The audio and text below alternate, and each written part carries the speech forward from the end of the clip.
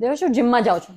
હા હા શાંતિથી જઈએ તો ટેન્શન ના લઈશ. મારી પીઠ પાછળ કંઈ પણ કર્યું ને જોઈ લેજે. અરે યાર હું કેટલો સારો છું, લોયલ છું, બકા આવું બધું હું નહીં કરું. ડાઉટ તો છે જ મને તારી ઉપર. ઓકે આઈ હું ફટાફટ. બાય.